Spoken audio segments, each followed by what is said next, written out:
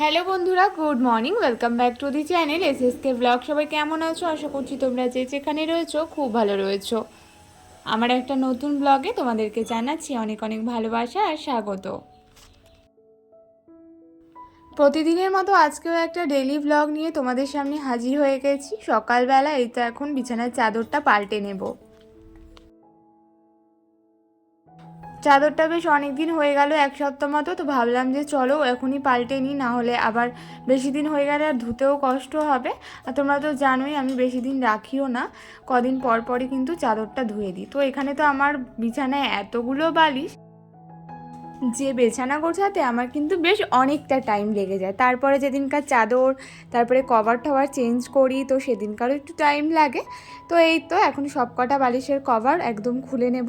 আর এই তো বিছানাটা ভালো করে ঝেড়ে এখন আর চাদরটা পাতবো না, যেহেতু এখন তো ওপরে আসবো না, তো একেবারে রাত্রেই পেতে নেব। তো সেই কারণে ওই যে একটুখানি তোষকটাও খোলামেলা হাওয়া খাক। আর আজকে যেহেতু একটুখানি হালকা রোদও রোদও ছিল, তো সেই কারণে ভাবলাম চাদরটা থাক, আজকে এখন পাতবো না, তো রাত্রের দিকে এসে পেতে দেবো। কেন বলো তো?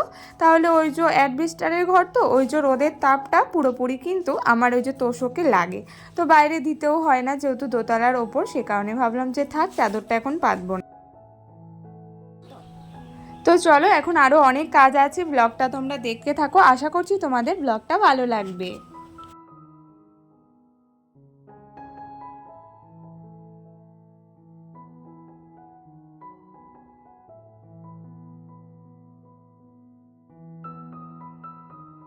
আর মশারিটাও কেচেছি, প্রায় 1 মাস হয়ে গেছে, আর নোংরাও পড়ে গেছে জানো তো। তো ভাবলাম চলো আজকে মশারিটাও একবারে কেচেই নেব। তো এদিকে এই দেখো আমার সব কিছু গোছানো হয়ে গেছে, বালিশগুলো এই যেরকম খুলে রেখেছি। এখন আর কিছুই ভরবো না, এখন এটা ভরতে গেলেও অনেকটা টাইম লাগবে, তারপরে আমার কাজগুলোও করা হবে না, একটা টাইম নিয়েই ওপরে আসতে হয় জানো তো, নইলে মামামকে নিয়ে না আর পারি না।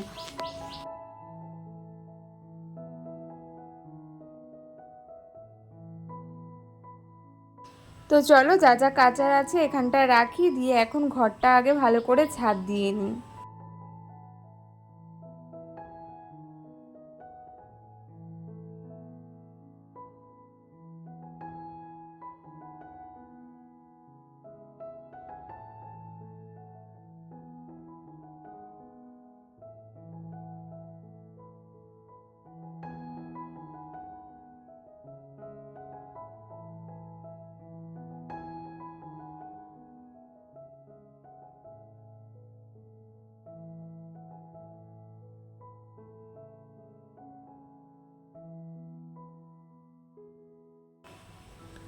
তো চলো ওপরের কাজগুলো মোটামুটি হলো, ঘরটা মুছে নিয়ে তারপরে এখন দেখো নিচে চলে যাচ্ছি। আর কাপড় জামাগুলো ভাবলাম যে থাক, আজকের দিনটা আর কাচবো না, কালকে কাচবো, কারণ তোমার দাদাভাই এসছে আর মা এক গাদা ধুয়েছিল, সেগুলো কিচ্ছু শোকায়নি। আর এখন ভাবছি যে না থাক, এখন বেলাও হয়ে গেছে, ওয়েদারটা কেমন একটা হয়েছে, রোদ আছে, তো মনটা কীরকম দোনমো করছিল, দিয়ে শুকাবে কি শুকাবে না, কালকে কারণ মা সকালবেলা এক গাদা কেচেছে। আর সেগুলো জানো তো এখনো একদম শোকায়নি, তো ওই যে এখনো রোদ আছে, তবে মনটা দোড়মো করছে কি এখন ধোবো কি ধোবো না, এরকম একটা ব্যাপার। তো ভাবলাম যে না থাক, আজকে আর ধুলাম না, কালকেই ধুয়ে দেবো তাড়াতাড়ি করে, আর সব তো এরকম ওঠানোই আছে এটাই। তো এই যে ঘরটা মুছে নিয়েছি আমি, নিচে এসে ঘরটা মোছার পর আর এখন এই যে এইখানটা দৌড়ের সামনেটা এখন একটু ঝাঁট দিয়ে একটুখানি জলটা ছিটিয়ে দেবো আর কি, তাহলে দেখবে পুরোপুরি ফ্রেশ ফ্রেশ লাগে, না হলে কেমন একটা লাগে সামনেটা। তো ঝাড় দিয়ে দিলেও হয়, তবে কেমন একটু জল জলও হয়ে গেছে, তো ভাবলাম একটু ভালো জল দিয়ে পরিষ্কার করে ঝাড় দিয়ে নিই। তো সেই কারণে যে জুতোগুলো প্রথমে সাইড করে নেব, আর এত পরিমাণে মামাম জুতো পাড়ায় না, সব জুতো নিয়ে ওর খেলা জানো তো, সব জুতো যেগুলো দরকার নেই সেই সব নিয়ে খেলা, তো সব জুতোগুলো ময়লা করে দেয়। তো ভাবলাম সব সাইড করে দিই, একেবারে ধুয়ে দিই, কারণ জানি কোনো ফায়দা হবে না, আবারও মাম্মাম এসে এগুলো নিয়েই খেলবে। তবে ওই যে স্নান করার পর আর বাইরে বেরোতে দিই না, একদম দরজা বন্ধ করে দিই, যাতে আর না বেরোয়, দুষ্টুমিও না করে। আর ও বাচ্চা মানুষ কতক্ষণই বা আটকে রাখবো বলো, আর খেলার সাথীও বলতে ও তো একা একাই খেলে আর কি, তো মাঝে মাঝে একটু ছুট দিতেও হয় আর কি, সেই জন্য ওই যে মাঝে মাঝে ছুট দিয়ে দিই, চান করার আগে একটু যত পারে দুষ্টুমি করে নিক। চান করার পর একদমই টাইমও পায় না, খেয়ে দিয়ে এই যে ঘুমিয়ে পড়ে, ওঠে সেই হলো বিকেলবেলা, বিকেলবেলা উঠে আবার একটু খাও করে আবার একটু ঘুরুঘুরু করতে যায়, দিয়ে আবার সেই পড়তে বসে। হ্যাঁ এখন জানো তো ডেলি করেই ওকে পড়তে বসাচ্ছি প্রত্যেক দিন, ওই যে 10-15 মিনিট সময় দিয়ে ওকে, যাতে ও বইটা পড়ে আর কি। আর হ্যাঁ সবসময় দেখবে বাচ্চাদের কিন্তু মুড ভালো থাকে না, আমার মেয়ের তো ওরকমই, বই পড়তে যে খুব ভালোবাসে তাও তা নয়, তবে নিজে নিজে পড়বে। তো নিজে নিজে যখন পড়ে জানো তো অনেক কিছু বলে, তো তখন ভালো লাগে যে না এত মানে পড়াচ্ছি সেটা যে ও পারছে সেটাই আর কি। তবে আমি যদি জিজ্ঞেস করি যে মামা এটা বলো ওটা বলো, তাহলে কিন্তু একদমই বলে না। তবে নিজে নিজে যখন কিছু করে, ধরো খেলার সাথে সাথেও অনেক কিছু বলে, যেমন একে চন্দ্রে বলে, 1 2 বলে, তারপরে আতা গাছে, এখন ওই ছড়াগুলোও একটু একটু শেখাই, কারণ ওগুলোও শেখানো দরকার। তো এখনও তো হাতে খড়ি দিইনি, ইচ্ছে আছে এবছরটা হাতে খড়ি দিয়ে দেবো। তো এদিকটা দেখো আমার দুয়ারের সামনেটা কত সুন্দর করে পরিষ্কার করা হয়ে গেছে।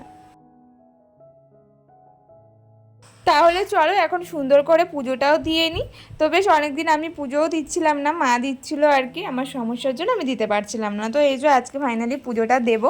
আর তোমরা তো জানোই আমাদের এখানে মানে আমাদের এই বাড়িতে কত কত সাদা ফুল ফোটে, তবুও তো পাশে জেঠি বাড়ি এদের ওদের দেওয়াই হয়, তো সেই তুলনায় আরও একটু কম, তবে ওই যে না দেওয়া হলে আরও পুরো অনেক ফুল ফোটে, আর মাঝে মাঝে পুরো ঝুড়ি ফুল হয়ে যায়, মানে এত পরিমাণে ফুল ফোটে, তো দেখতেই পারছো। আর আমাদের কৃষ্ণ ঠাকুরের ভক্ত তো এই বাড়িতে, তো বেসিক্যালি আমাদের বাড়িতে সাদা ফুল দিয়েই পুজোটা বেশিরভাগ হয়।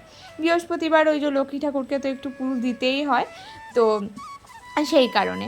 তো জবা ফুল গাছও আছে, এটাতে তো আর প্রত্যেক দিন ফুল ফোটে না, ওই 2-3 দিন পর পর করে ফুল ফোটে, আর যখন ফোটে এত সুন্দর লাগে, পুরো একটা থোকা জবা। তো ওটার ডাল আমিও ভেবেছি ওকে বাড়িতে লাগাবো, আর সেই কারণে ওই যে একটা ডাল কেটে আম গাছের পাশে লাগিয়ে দিয়েছি, তো দেখা যাক নিয়ে গিয়ে বাঁচাতে পারি কি না। তো চলো এদিকে আমি এখন সুন্দর করে পুজোটা দিয়ে নিই।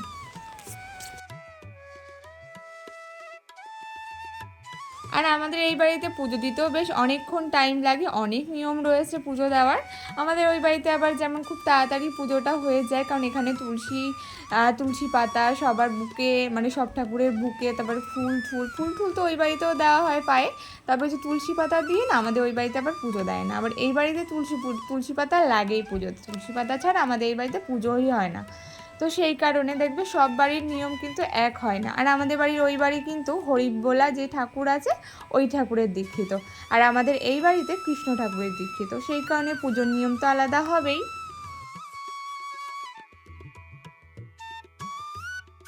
আর এই কাঞ্চন ফুলগুলো দেখো এত পরিমাণে ফোটে, আর এত সুন্দর বড় বড় পাপড়ি, দেখে কিন্তু বেশ ভালো লাগে। আর এমনিতেও দেখবে আসনে একটুখানি সুন্দর করে সাজিয়ে গুছিয়ে দিলে বেশ সুন্দর লাগে। তো আমাদের যেহেতু অনেক ফুল, সেহেতু সবসময় সাজিয়ে গুছিয়েই পুজোটা দেওয়া হয়। তো চলো তাড়াতাড়ি করে আসনটা সাজিয়ে নিই আর পুজোটা দিয়ে নিই, মাম্মামকে খাওয়াতেও তো হবে।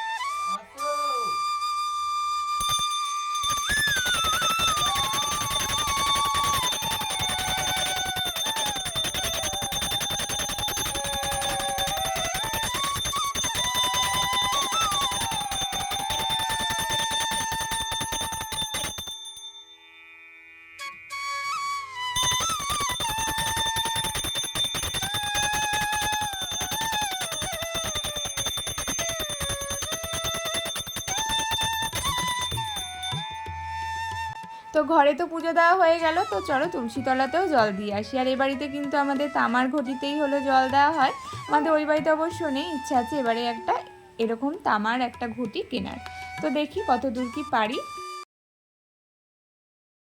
আর এদিকে দেখো আজকে মাম্মামকে ওর পাপা সাজাচ্ছে, মা চান করিয়ে দিল আর এদিকে ওর পাপা ভালো করে সাজুগুজু করিয়ে দিচ্ছে আর কি।